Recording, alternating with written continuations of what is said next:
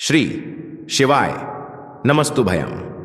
हर हर महादेव। दोस्तों, आप सभी लोग जानते हैं कि 3 फरवरी 2025 यानी सोमवार को पड़ रही है माघ महीने की स्कंद षष्ठी तिथि। और दोस्तों, यह वह तिथि है जो माघ मास में पड़ने वाली सबसे बड़ी तिथि है, क्योंकि यह सोमवार के दिन पड़ रही है और इसका बहुत ही बड़ा और विशेष महत्व होता है। पूज्य गुरु जी ने कहा है कि अगर कभी भी मौका लग जाए और माघ महीने की षष्ठी तिथि सोमवार को पड़ जाए तो आप लोगों को 7 दूर्वा वाला उपाय तो अवश्य ही करना चाहिए। इन दोनों का संयोग बहुत ही कम आता है। इसी के साथ में गुरु जी ने अपनी शिव पुराण कथा में बताया है कि इस दिन आपको 7 दूर्वा का उपाय तो आपको अवश्य ही करना चाहिए, क्योंकि ऐसा दिन पूरे साल में सिर्फ एक ही बार आता है। और दोस्तों, आप सभी लोग जानते हो, सोमवार षष्ठी तिथि का अगर सबसे बड़ा कोई उपाय है तो वह 7 दूर्वा वाला उपाय है। तो दोस्तों, इस सोमवार षष्ठी तिथि के दिन आप लोगों को इस 7 दूर्वा वाले उपाय को जरूर करना है। बहुत सारे लोग होंगे जिन लोगों ने इस उपाय को ना किया हो, मतलब पूरा साल निकल गया, उन्होंने किसी भी दिन इस 7 दूर्वा वाले उपाय को ना किया हो। पर दोस्तों, आपके पास एक आखिरी मौका बचा हुआ है, जो कि 3 फरवरी के दिन है। तो इस दिन आप लोगों को इस वाले उपाय को जरूर कर लेना है, भले ही आपने पूरे महीने भर इस उपाय को ना किया हो। पर अगर आपने इस माघ महीने के सोमवार के दिन अगर इस वाले उपाय को कर लिया तो आपको इस उपाय को करने का वह फल मिलेगा जिसकी आपने कभी कल्पना भी नहीं करी होगी। इसीलिए आप लोग इस वाले उपाय को एक बार जरूर कर लेना है, ताकि आप लोगों के हाथ से यह मौका ना जा सके और आपको इस उपाय को करने का फल मिल सके। दोस्तों, यह उपाय पंडित जी ने अपनी अभी की ही श्री शिव महापुराण की कथा में बताया है। जिस उपाय को आज हम आपको बहुत अच्छे से समझाने वाले हैं, इस वीडियो को देखने के बाद इस उपाय को समझने के लिए आपको कोई और वीडियो को देखने की जरूरत नहीं पड़ेगी। तो चलिए दोस्तों, उपाय को शुरू करते हैं। देखिए, यह इस माघ महीने के सोमवार षष्ठी तिथि के दिन यह इतना खास होता है, इतना महत्वपूर्ण होता है। देखा गया है कभी कभी बड़े बड़े पूजा पाठ अनुष्ठान से जो मनोकामना पूर्ण नहीं होते, वह माघ महीने के सोमवार के दिन एक छोटे से उपाय करने से ही आपकी मनोकामना पूर्ण हो जाती है। और बहुत सारे लोगों ने इस उपाय को किया भी है और उनको इस उपाय को करने का फल भी जरूर मिला है।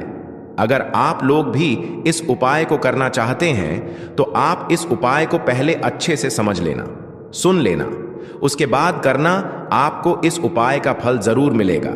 और इस उपाय को कर लेने से आपके घर में चाहे किसी भी प्रकार की दुख और समस्या क्यों ना चल रही हो, आपको उसका कारण भी नहीं पता है कि भाई यह समस्या किस कारण से चल रही है, उसका का कुछ भी कारण हो सकता है, जैसे पितृदोष हो सकता है या किसी भी तरह का मंगल दोष भी हो सकता है।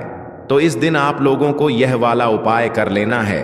यह एक ऐसा उपाय है जिस उपाय को अगर किसी विशेष दिन पर किया जाए तो भाई उस विशेष दिन का जो है वह तो हमें मिलता ही मिलता है, पर हमने उस दिन पर इस उपाय को किया है तो हमें उससे भी बड़ा फल मिलता है और फल बहुत जल्दी मिलता है।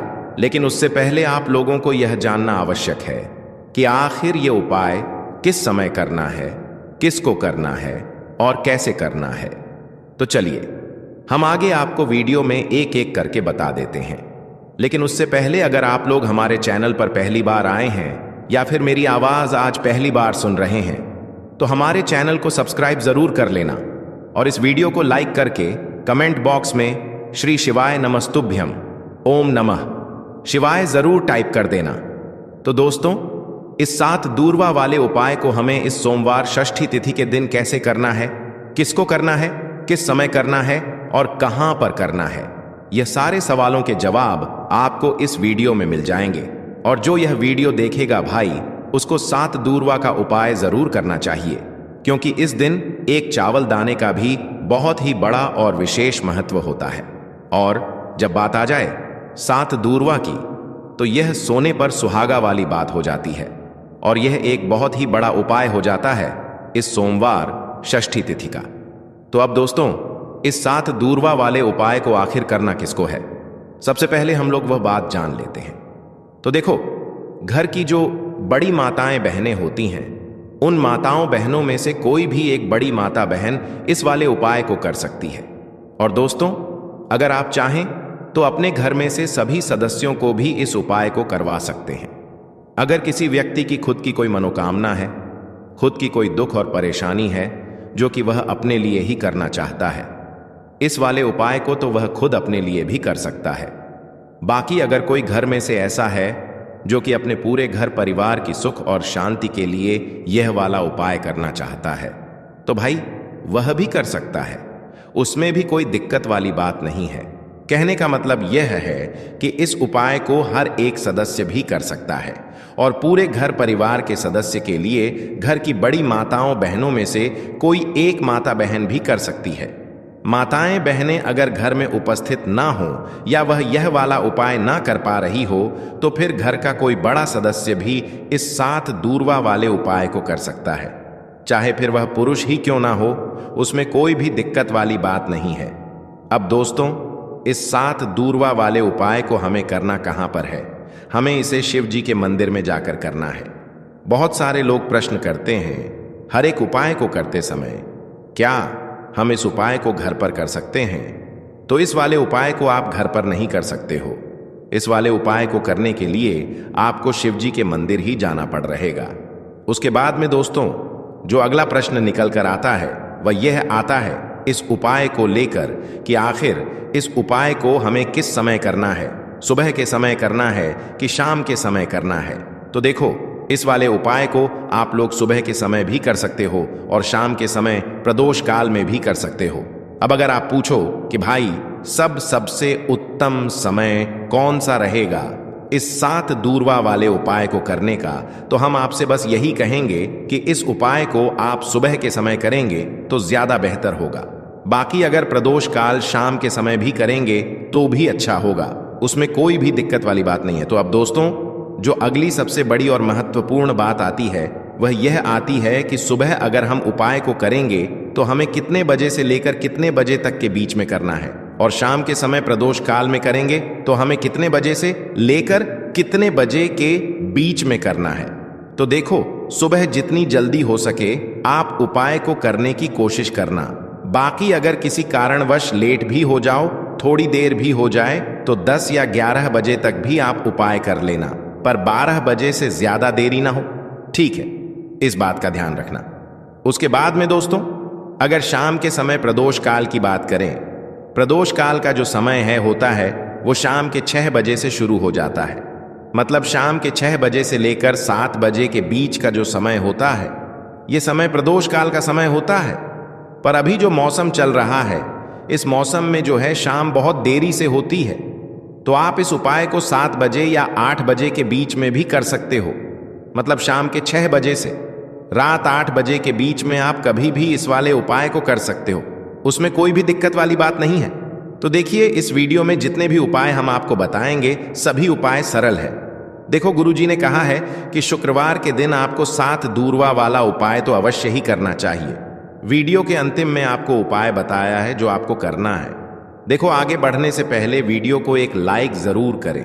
देखो, सबसे पहला उपाय, यदि आपके जीवन में कर्जा बहुत अधिक है, आपके जीवन में संकट बहुत अधिक रहते हैं, आपके ऊपर बहुत अधिक विपदा आ रही है, बार बार आपको अपने व्यापार में और अपने धन में हानि देखने को मिल रही है, यानी कि आपको प्रत्येक कार्य में हानि हो रही है, तो आपको यह उपाय करना चाहिए। इस उपाय को करने के लिए आपको 2 चीजों की आवश्यकता होगी। सबसे पहले है दूरवा। दूरवा आप जानते हो, जो कि भगवान गणेश जी को समर्पित होती है, तो आपको वह दूरवा की आवश्यकता होगी। साथ ही में एक लोटा जल की आवश्यकता होगी। और आप जब भी उपाय को करें, जी दिन भी आपको करें, तो आपको प्रातः कल सुबह वह करना है। इस बात का विशेष रूप से आपको ध्यान रखना है, ठीक है? तो आपको एक दूरवा लेनी है। अगर आधा दुर्भा भी मिल जाती है तो भी कोई दिक्कत नहीं है, बस आपको दूरवा लेनी है। अगर ज्यादा ना मिले तो उसे स्थान पर एक दूरवा भी ले सकते हैं। दूरवा आपको आसानी से कहानी पर भी मिल जाएगी। बस याद रखिएगा, शुद्ध दुर्भा, और मतलब उसे शुद्ध करके ही उपयोग में लीजिएगा, है ना? तो आपको करना क्या है, एक दूरवा या एक से ज्यादा भी दूर हुआ आप लोग ले सकते हैं, तो एक दूरवा अपनी ले लीजिए। एक दूरवा के साथ में आप एक लोटा जल ले लीजिए और इन दोनों ही चीजों को लेकर शिवाज के मंदिर पहुंच जाइए। शिवाजी जी के मंदिर पहुंचकर सबसे पहले आप शिवाजी के पास में बैठ जाइए। शिवाजी के पास में बैठने के बाद जो शिवाजी की शिवलिंग होगी, शिवलिंग की ऊपर सबसे पहले आपको यह दुर्भाग्य को समर्पित करना है। दूरभाग को कुछ इस प्रकार से समर्पित करना है कि जो दूरवा की दांडी का मुख होगा वह जलधारी की तरफ हो, जहां से जल नीचे करता है ना। और जो दूरवा का मिला हुआ भाग होगा वह अपने आप शिवाजी के पीछे की तरफ हो जाएगा। ठीक है, तो इस प्रकार से यह दूरवा आपको भगवान शिवाजी का शिवलिंग के ऊपर समर्पित करनी है। और जो एक लोटा जल आप अपने साथ लेकर आए हैं, इसी दूर के ऊपर भगवान शिवाजी की शिवलिंग के ऊपर एक धारा से आपको समर्पित कर देना है। ठीक है, अब यहां पर देखने बात यह है कि यह उपाय इस व्यक्ति को करना है। जी, व्यक्ति की नौकरी ऐनगा रही हो, जो व्यक्ति परीक्षा में पास होना चाहता हो, तो इस व्यक्ति को अपने हाथों से इस उपाय करना है, तभी उपाय कम करेगा। ठीक है, इस उपाय को करने के बाद आपको 3 महीने उपाय आपको कब तक करना है?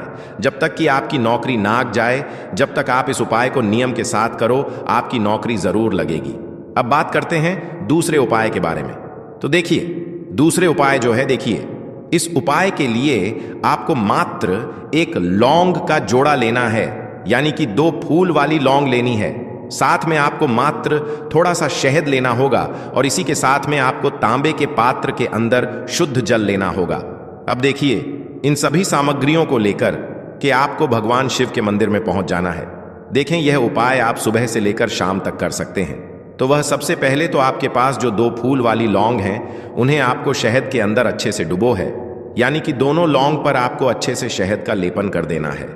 अब आपको जो आपके पास एक लोटा जल है, सबसे पहले तो उसे शिवलिंग पर धीरे धीरे समर्पित करना है और श्री शिवाय नमस्तुभयम इसका जाप करते हुए समर्पित कर देना है। अब आपके पास जो 2 फूल वाली लौंग है शहद से, उसे आपको शिवलिंग पर अर्पित करना है और आपको प्रार्थना करनी है कि जीवन में जो रोग की स्थिति है वह समाप्त हो, जीवन के जो संकट और समस्याएं हैं वह सभी समाप्त हो, जीवन से जो कर्ज की समस्या है वह समाप्त हो। इस प्रकार से प्रार्थना करते हुए यह जो 2 फूल वाली लौंग ही शहद संयुक्त, इससे आपको शिवलिंग पर अर्पित कर देनी है। आपकी जो भी समस्या होगी इस शुक्रवार के दिन अवश्य ही समाप्त हो जाएगी। तो इस प्रकार से आपको पहला उपाय करना है। अब हम बात कर लेते हैं दूसरे उपाय के बारे में। देखो, ये उपाय आपके लिए सर्वश्रेष्ठ होने वाला है। देखिए, इस उपाय है खंडित नहीं होने चाहिए, इस बात का ध्यान रखें। और इसी के साथ मैं आपको एक तांबे के पात्र के अंदर अपने घर से शुद्ध जल ले लेना है। अब दोस्तों, इन सभी सामग्रियों को लेकर के आपको सीधे पहुंच जाना है भगवान शिव के मंदिर में। देखिए, इस उपाय को भी आप सुबह भी कर सकते हैं और शाम के समय में भी कर सकते हैं। देखिए, भगवान शिव के मंदिर में पहुंचने के बाद आपके पास जो 5 हरे मूंग हैं, उनमें से पहला जो हरा मूंग है, आपको शिवलिंग के सामने जो नंदी महाराज होते हैं और उनका जो पैर उठा हुआ होता है, वहां पर आपको पहला हरा मूंग समर्पित कर दे है और आपको ओम नमः शिवाय इसका जाप कर लेना है। फिर आपको दूसरा हरा मूंग लेना है और शिवलिंग पर जो श्री गणेश जी वाला स्थान होता है, वहां पर आपको यह दूसरा हरा मूंग समर्पित कर देना है, यानी कि शिवलिंग के सीधे तरफ आपको यह दूसरा हरा मूंग समर्पित करना है और फिर आपको ओम नम शिवाय या फिर श्री गणेशाय नम इसका जाप कर लेना है। तीसरा हरा मूंग का दान आपको भगवान शिव की सबसे प्रिय पुत्री माता अशोक सुंदरी वाले स्थान पर समर्पित करना होगा। शिव की जो जलाधारी होती है, जहां से जल बह करके आता है, उसी जलाधारी के बीच में जो कहीं कहीं उठी हुई लाइन होती है सांप की आकृति के रूप में, वहीं पर आपको तीसरा हरा मूंग समर्पित करना है और फिर आपको ओम नमः शिवाय इसका जाप कर लेना है। अब दोस्तों, चौथा जो हरा मूंग है उसे आपको भगवान कार्तिकेय जी का जो स्थान होता है शिवलिंग पर, वहां पर आपको यह चौथा हरा मूंग का दाना समर्पित कर देना है और आपको ओम नमः शिवाय इसका जाप कर लेना है। अब दोस्तों, आपके पास जो 5वां और अंतिम हरा मूंग बचा हुआ है, उससे आपको उससे जल के पात्र के अंदर डाल देना है और इस हरे मूंग से युक्त जल से आपको भगवान शिव के शिवलिंग का अभिषेक कर देना है।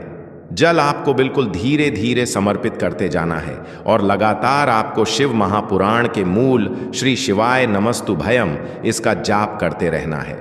फिर आपको शिवलिंग के सामने बैठकर, यदि आप अपने बच्चों के लिए यह उपाय कर रहे हैं, यदि आप अपने बच्चों की बुद्धि ज्ञान और विवेक के लिए उपाय कर रहे हैं, तो उसके लिए आपको प्रार्थना कर लेनी है। या फिर व्यापार में वृद्धि करने के लिए यह उपाय कर रहे हैं तो उसकी कामना करते हुए आपको प्रार्थना कर लेनी है। या फिर अपनी नौकरी के लिए कर रहे हैं, या फिर अपने इंटरव्यू के लिए, या फिर धन की प्राप्ति के लिए कर रहे हैं, जिस भी कामना के लिए आप उपाय कर रहे हैं उसे परिपूर्ण करने के लिए आपको महादेव से प्रार्थना कर लेनी है और फिर आपको वापस अपने घर आ जाना है।